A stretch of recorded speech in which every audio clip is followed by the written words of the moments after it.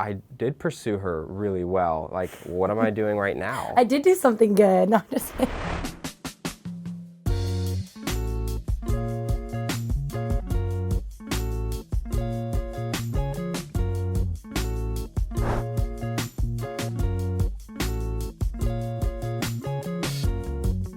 Yeah, I think that, we do go into a bit of detail in the book just with like, our, I guess you could call it, our sex life, purity, and just how we kind of wrestled through that and pursued that. And I think honesty is what people need most in today's world. With like kind of the facade of social media and how things can just get so front-walled, we really wanted to bring our readers behind the veil, if you will, and kind of go through some real struggles that I think will be really relatable, encouraging, and inspiring to, do things well. So.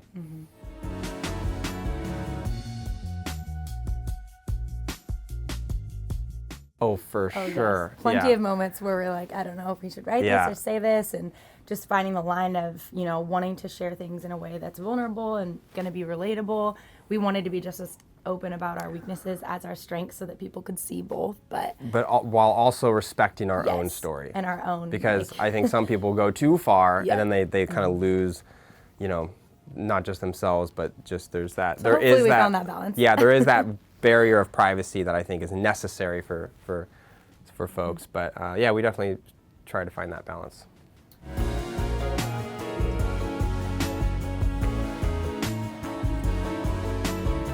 I think it's actually a practice everyone should do.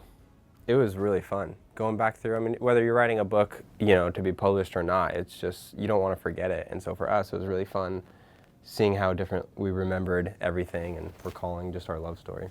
And how even all the stories that we experience and things that we've gone through have shaped us now, and our perspective on it now versus then, and just how we've grown since the times that we've lived a lot of those stories. So it's just been a really cool process. New emotions. Yeah. I mean, yes. For sure. I think that there was a lot of things we were like, no, like, well, actually, we agreed on a lot of things, but like dates, we were all over the place. Well, especially me. Like I was. Jeremy's not very good with timelines, so.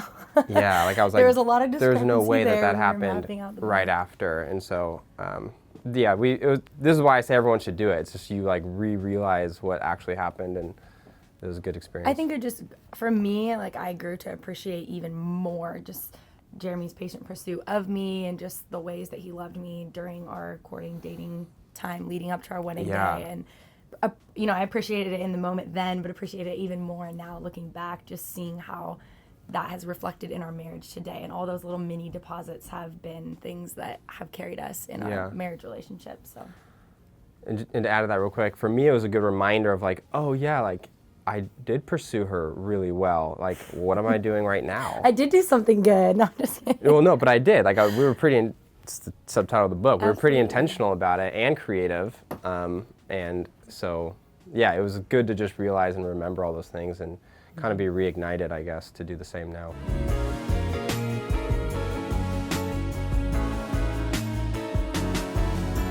Well, one thing about putting things on paper is it's like inked, It's like, it's not changed. That's what you said. You better make sure it's. Well, and there's just something about the process of writing things down that, that's a huge part of the reason why we're passionate about letters, and like love letters were such a huge part of our relationship and still are, because there's just something about physically writing something down that makes you think about it in a deeper way. Yeah, and definitely. There's something more permanent to it.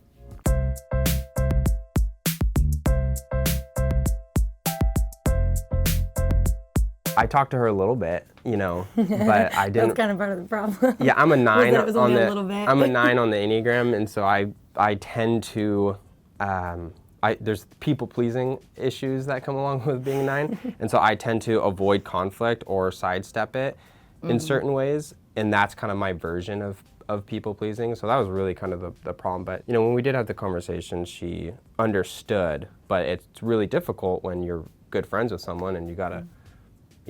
Loosen the grips on that friendship. So it's tough for anyone in any circumstance, I think we wanted to tell the story just because it was a big learning thing for us, and we were thankful that we learned it before we were married instead of in marriage, because we have a lot of friends that struggle with the same thing in their marriage, and so we were just thankful that we actually like got to learn, you know, how to work through that before being married. And like Kate, she's awesome, love her, fantastic, still friends, but you know, they're just, I think the last chapter in our book, we talk about protecting our love, and specifically with the Kate story, I make it very clear, like, you can be friends with anyone, of course, like that's a part of life, but those small, incremental, seemingly innocent steps that build close relationships, one day you'll find yourself building a castle with someone that's not your spouse. And so we need to be aware of that, because one day you'll wake up and you go, whoa, I'm better friends, like way better friends, intimately, deeply with this person than I am my spouse. Well, it's because you built a castle one brick at a time over the duration of years, and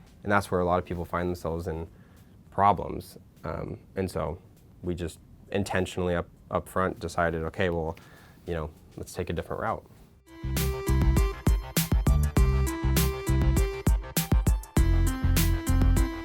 We'd like to have more kids. yeah. Yeah, no, we've always wanted to have a big family. We definitely want to have more kids. We'll take them one at a time, but yeah, we are totally on board with more kids, Lord willing. Jeremy's one of 4, and I'm one of 3, and so. Like we said, we'll take we don't want to put a number on it. We'll take them one at a time, but we'll take them one at a time. Yeah.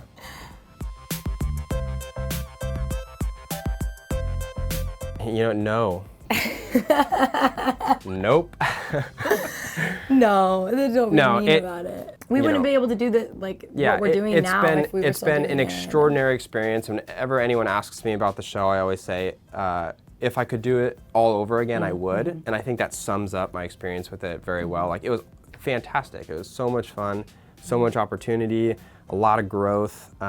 It's just time to do something else. And I just came to that point where I'm like, you know, 19th season, 15 years, 16 years, it's like, it's time to go do something else. I tell people, like, I might have quit the show, but I haven't quit my family, you know, and so it's like Jackson's... We're still gonna go to the birthday party. Yeah, Jackson's birthday just happened, and like, we were there and they were filming. It's actually kind of fun to, like, you know, go back and like, hey Dave, you know, like, see the crew and hang out and stuff, so it's fun. It's the best case scenario right now. The worst part, that's a good question. I haven't actually thought about that. Maybe there's not really. just the best part. Sorry. No. Yeah, no, it's not doing the show is you know, it's just given us a lot of freedom. Just a lot of freedom. We can go pursue our passions and the ventures we wanted, and just kind of being out from under that umbrella. We feel like we're blossoming in a very healthy way, and a lot of doors are opening, and so we're gonna keep walking through them. As far as the worst thing, yeah, I mean, I don't know. Probably just like the crew, the team, and just, it was fun, you know, showing up and there's 20 people there and you go have coffee in the barn before we shoot, and it's just like fun, the camaraderie of it all, but yeah.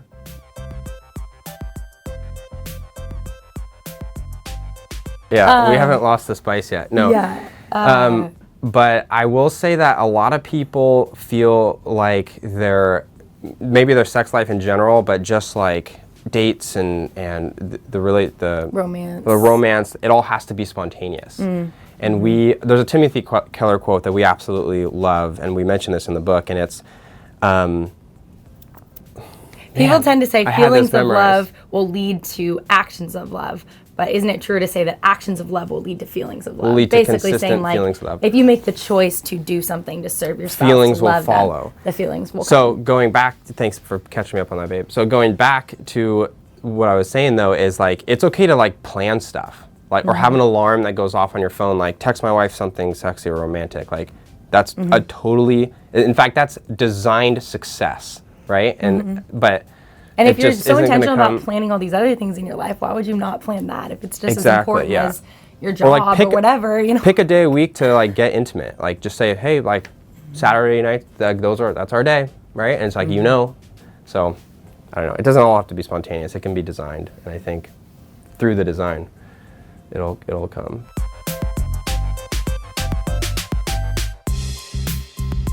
we love social media. I think social media is Obviously, awesome. we're on social media. Fantastic. It's one of the biggest, most powerful, revolutionizing tools of our generation. And I don't think if you're not using it, like, you should be using it.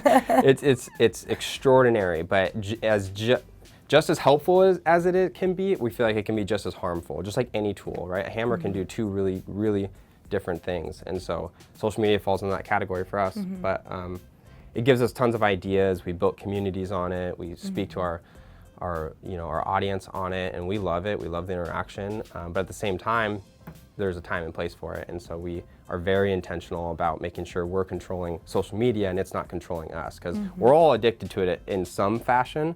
We just try to make sure, like, we put our boundaries around it. So. And I think that we do take a day off of social media a week, and it's just so refreshing for us to just not be so focused on telling the story, but actually living the story. And that's, again, like kind of what we want to inspire with this book is like, go live your story. Don't be so focused on capturing and telling the story. Like, otherwise you're missing out on the actual moment. And so that reset, that Sunday for us is just like such a big reset, connect. Definitely. Go into the new week.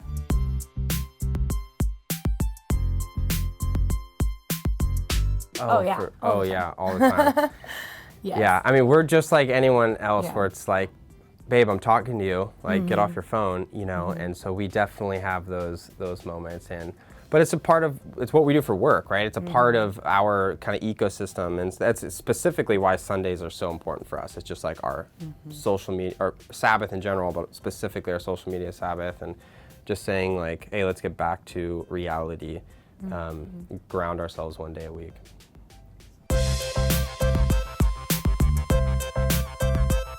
Yeah. We're going to be hanging out with them we can say that, right? Or I don't know if they want us to say. Yeah. I mean, it's going to be on social media, so. I guess so, yeah. We love the Busbys. They're fun. They're great. And so, we're planning on hanging out with them here in the future. All of them are great. Yeah. We haven't met the daughters at all, but. Yeah. And Danielle and I haven't actually met. Only Adam. We've only met Adam, but in person, but obviously on social media.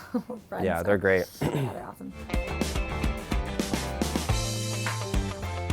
Steal each other's snacks. Yeah, we got Jackson a shirt that says, what is it? Mr. Steal My Snacks. Mr. Steal My Snacks. Steal your snacks. They're so cute though. They're at the perfect age right now where they're playing together, but they don't fight. They just like are still in this discovery phase of each other, and so like Jackson or Ember will take a toy and the other one doesn't really know what to do yet, so like, okay, I guess that's fine.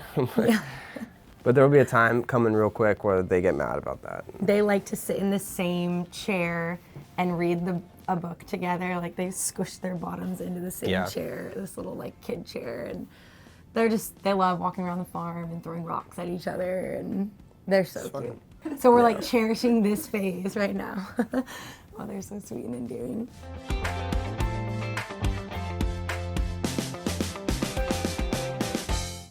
I mean, I just like, this is a default answer, but I would just say like, the subtitle of our book, like we want her to have a love story that is intentional, creative, and faithful, and to be pursuing that and intentional about that. And so yeah, I mean, we prayed for her the day that she was born. We prayed for her future husband the day that she was born, and we just hope that she presses into her own unique creative love story, and that she finds a man who loves her like Jay loved me and loves me. So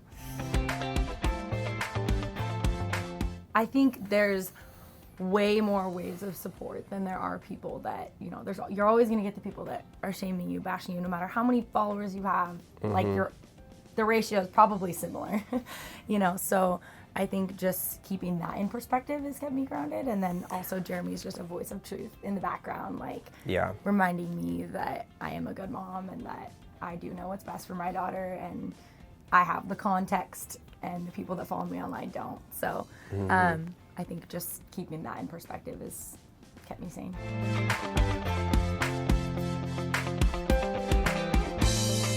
I'm kind of a little bit crunchy, if you know the term.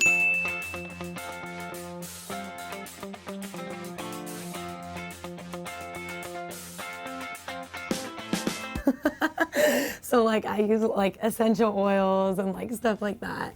So I use like this lavender sea salt spray with geranium and rosemary in it. And then just like, you know, mousse and stuff like that for the curls. But that spray is our go-to. that spray is like my go-to for frizz, for curly hair. My hair is actually like way curlier than this in real life. Jer and I actually have the same hair. So if you've seen a picture of Jer with long hair and me with my hair just blow dried, it's literally the same. We both look like we just got electrocuted. Yeah. So how long does it take you to do your hair? It doesn't take that long. It's not super thick. So yeah, like to straighten and curl it maybe takes me like 20 minutes or something. But it depends on like how good of a job I want to do. Jer.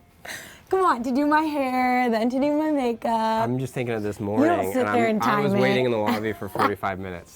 But I did my makeup and like got ready. That's true, makeup Gosh. included, yeah.